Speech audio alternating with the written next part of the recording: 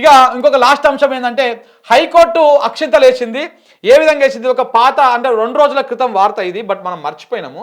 But ఈ విషయం గురించి మాట్లాడుకోవాలి. హైకోర్టు ఏమన్నదంటే చాలా క్లియర్గా మాట్లాడింది హైకోర్టు. చూడండి ఒకసారి, ఎన్నడిది దాదాపు 3 రోజుల క్రితం వార్త ఇది.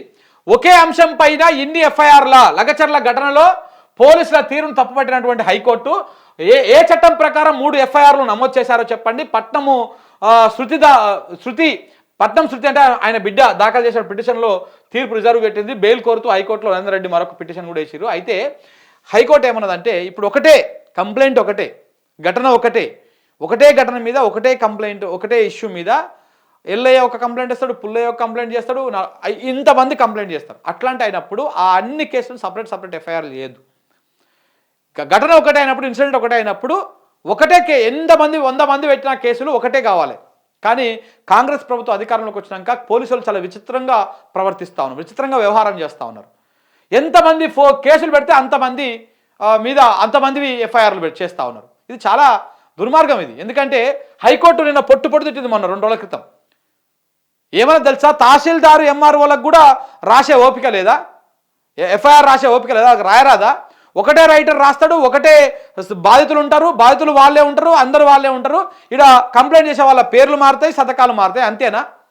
బాధితులు వాళ్ళే, ఘటన వాళ్ళే, అంతరు వాళ్ళే. ఎంతమంది కంప్లైంట్ చేస్తే అంతమంది ఎఫ్ఐఆర్లు నమోదు చేస్తారా? ఇదేం తీరు అని చెప్పేసి పోలీసు వాళ్ళ మీద చాలా సీరియస్గా అయింది. మీరు కాపీ కొట్టడం కూడా తెలివిగా కాపీ కొట్టండి అని చెప్పేసి కూడా ఆయన మాట్లాడడం జరిగింది జడ్జి గారు.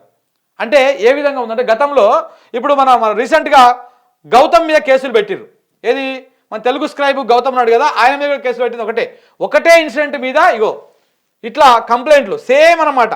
ఇన్సిడెంట్ ఒకటే, పేర్లు మారుతాయి అంతే, ఆ ఏరియా మారుతుంది, పేర్లు మారుతాయి, ఏరియా మారుతుంది, మిగతా అంతా కూడా సేమ్ యాస్టిస్గా అట్లా సేమ్ ఇదే అంశం మీద ఇట్లనే పట్టణేంద్ర రెడ్డిగా మన మీద కూడా అట్లనే సేమ్ ఒకటే ఇష్యూ మీద ఇక్కడ మన ఆచారం దగ్గర పిఎస్లో అవుతుంది, వనస్థలిపురం పిఎస్లో అవుతుంది, సిసిఎస్లో అవుతుంది, ఇట్లా రకరకాలుగా రాష్ట్రంలో చాలా చోట్ల కేసులు అవుతాయి. ఒకటే ఇష్యూ ఒకటే దాని మీద ఇన్ని చోట్ల కేసు అవుతాయి, అన్ని చోట్ల ఎఫ్ఐఆర్లు అవుతాయి, అన్ని పిఎస్ల నుంచి ఫోన్లు వస్తాయి.